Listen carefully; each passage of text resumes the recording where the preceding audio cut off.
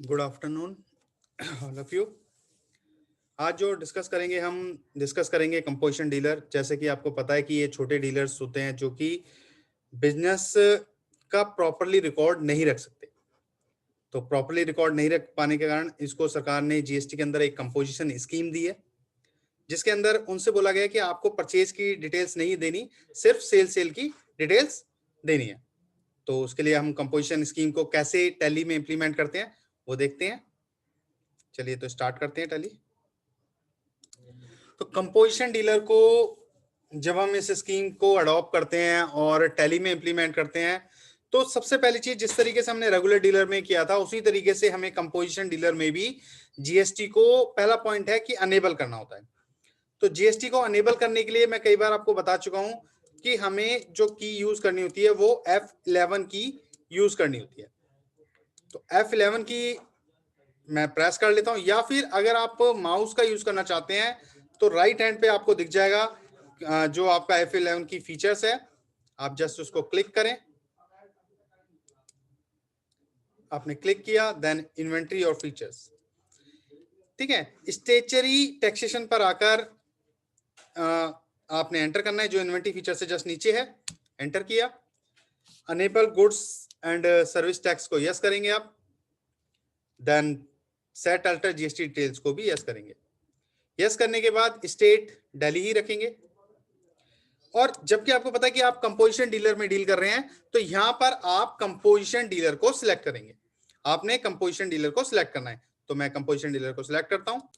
तो मैंने composition dealer को यस किया, और यस करने के बाद जैसे ही यस किया, यस करने के बाद जस्ट मैंने एंटर किया। एंटर करने के बाद एप्लीकेबल डेट आपकी 1 अप्रैल 2020, और यहाँ पर आपको जो भी उसने स्कीम ली हुई है उसका जीएसटी नंबर डालना पड़ेगा। मैं एक रफली जीएसटी नंबर डाल देता हूँ, 07 AACT 0686 एंड 2ZX। ये मैंने कंपोजिशन डीलर का जीएसटी नंबर डाला। आप यहाँ पर देख सकते हैं कि ऑलरेडी बाय डिफॉल्ट 1% शो हो गया है, यानी tax rate for tax payer turnover 1% by default show हो रहा है कि आपको 1% पे करना है। किसका? सेल का।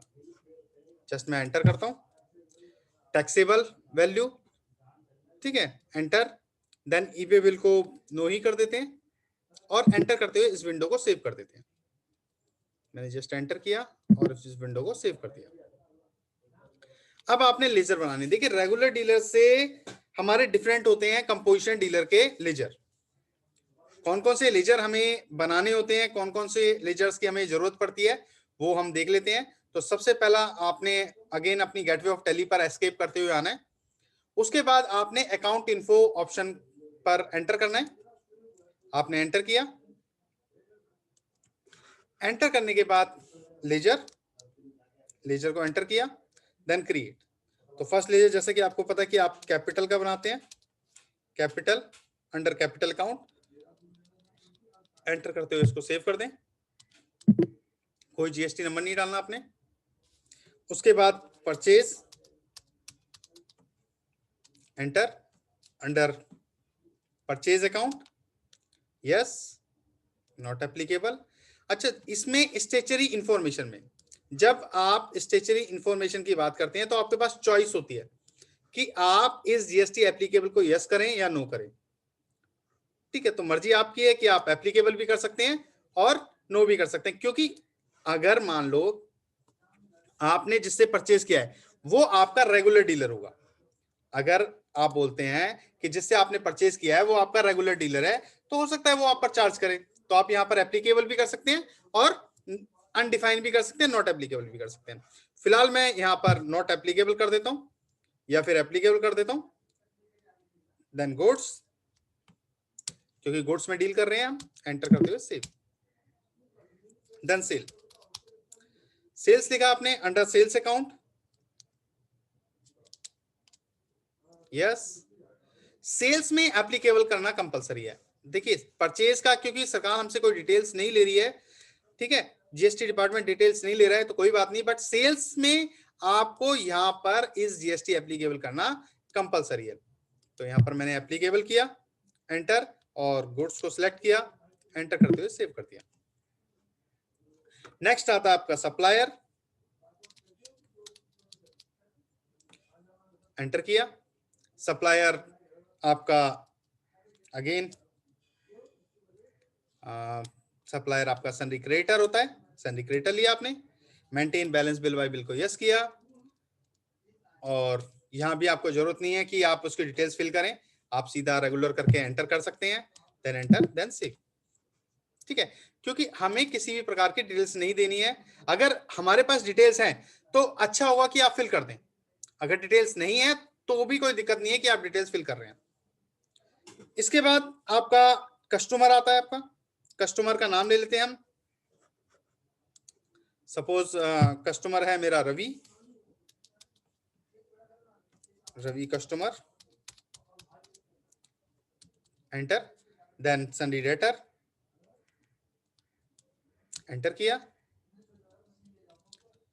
दिल्ली का ही है। देन यहां पर जब आप टैक्स रजिस्ट्रेशन डिटेल्स में जब फिल करते हैं तो यहां पर ये कंपलसरी हो जाता है कि आपने रेगुलर की जगह कंज्यूमर को यूज करना है। ठीक है, आपने कंज्यूमर को सिलेक्ट किया, एंटर, और एंटर, देन कंज्यूमर, एंटर करते हुए सेव कर दिया इस विंडो को। तो आपने कैपिटल का बनाया, सेल परचेज का बनाया, सप्लायर, कस्टमर का बनाया। अब टैक्स की बात करते हैं। तो टैक्स में सेंट्रल टैक्स,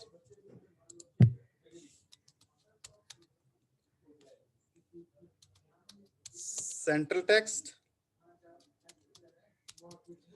ठीक है, सेंट्रल टैक्स यानी सीजीएसटी अंडर। देखिए, जब आप रेगुलर डीलर कर रहे थे तो वहां पर आपका ड्यूटीज एंड टैक्सेस में आ रहा था, बट जब हम सरकार को कुछ दे ही नहीं रहे, हम परचेज की डिटेल्स ही नहीं बता रहे, बट जिस बंदे ने हमें बेचा है वो रेगुलर डीलर है, उसने हम पर सीजीएसटी और एसजीएसटी चार्ज किया, यानी हमने जो भी प्रोडक्ट लिया है उस प्रोडक्ट पर हमने क्या किया कि सीजीएसटी और एसजीएसटी पे किया है।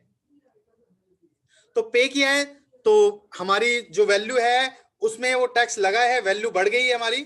तो वैल्यू बढ़ने के कारण हमें क्या करना पड़ेगा कि हम उसको टैक्स में तो ना दिखाकर हम उसे एक्सपेंस में दिखा सकते हैं।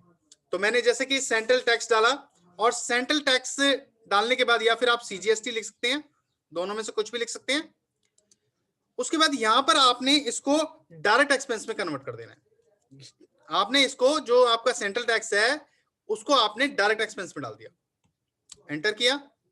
इन्वेंटरी वैल्यू और अफेक्टेड यस रखेंगे, और सेंट्रल टैक्स को यहां पर नॉट एप्लीकेबल कर दें, नॉट एप्लीकेबल, नॉट एप्लीकेबल करते हुए विंडो को सेव कर दें। दूसरा टैक्स बना ले हम, स्टेट टैक्स, ठीक है, एंटर। यहां पर भी ये डायरेक्ट एक्सपेंस में आता है, देन इसको भी आप नॉट एप्लीकेबल कर दें, ठीक है, नॉट एप्लीकेबल, एंटर, सेव। आप सीजीएसटी भी बना सकते हैं, एसजीएसटी भी बना सकते हैं। मैंने सीजीएसटी और एसजीएसटी की जगह स्टेट टैक्स और सेंटर टैक्स दिया ताकि आप कंफ्यूज ना हो थोड़े से, क्योंकि जब आप रेगुलर डीलर का करते हैं उसके बाद कंपोजिशन डीलर का करते हैं तो आप कंफ्यूज जाते हैं यार, सीजीएसटी एसजीएसटी यहाँ डायरेक्ट में भी आ रहा है और ड्यूटीज एंड टैक्सेस में भी आ रहा है, इसलिए मैंने थोड़ा सा नाम डिफरेंट कर दिया ताकि आपको आइडिया रहे कि जो मैंने सेंट्रल टैक्स लिखा है, स्टेट टैक्स लिखा है, वो कंपोजिशन डीलर के अंडर आ रहा है। ठीक है, तो यहां पर मैं इसको विंडो को सेव कर देता हूं, एंटर, देन सेव। बस एस्केप करना है आपने, और एस्केप करके स्टॉक बना लेना है। तो स्टॉक के लिए आपने इन्वेंट्री इन्फो को सिलेक्ट किया, इन्वेंट्री इन्फो को सिलेक्ट करने के बाद आपने एंटर किया, देन पहली चीज बनती है आपकी ग्रुप, आपने स्टॉक ग्रुप को एंटर किया, देन क्रिएट, और स्टॉक ग्रुप का नाम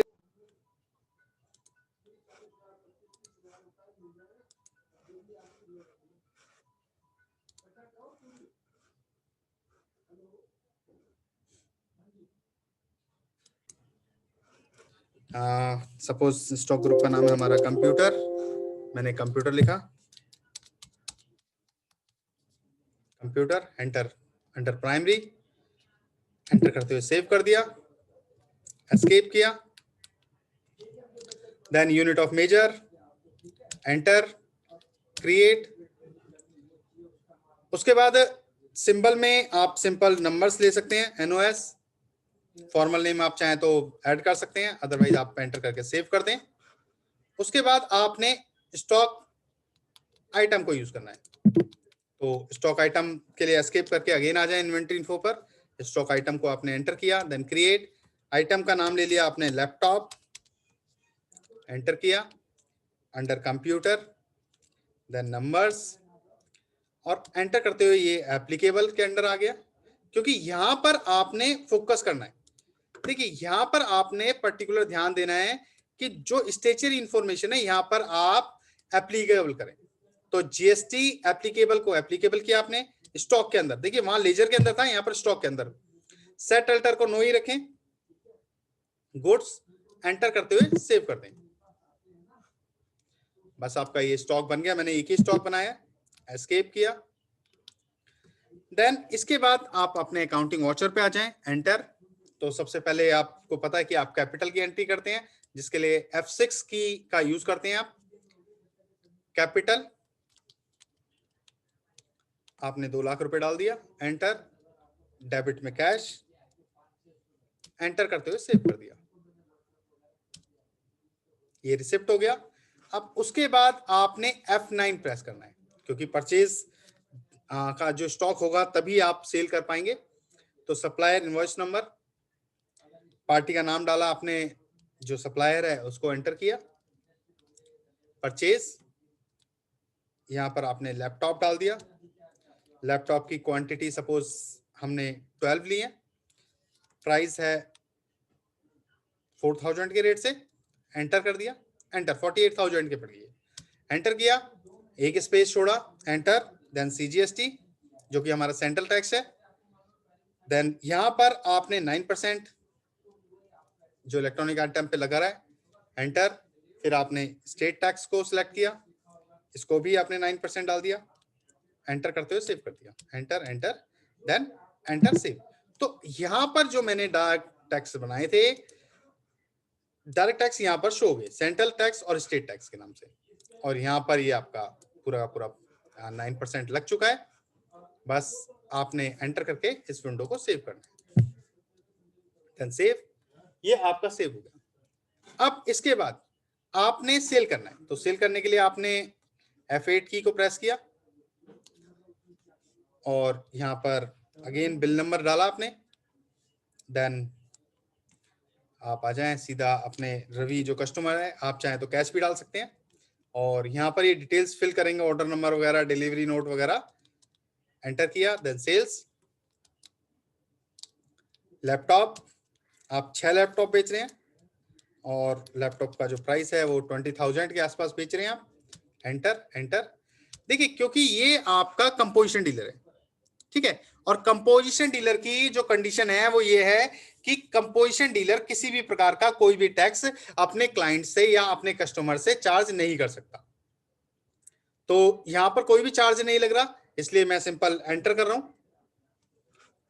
और इसको सेव कर रहा हूं विंडो को, enter enter enter, then save, ये यस कर दिया मैंने। यस करने के बाद एस्केप किया, अब रिपोर्ट चेक कर लेते हैं। तो मैं डिस्प्ले पे आया, एंटर किया,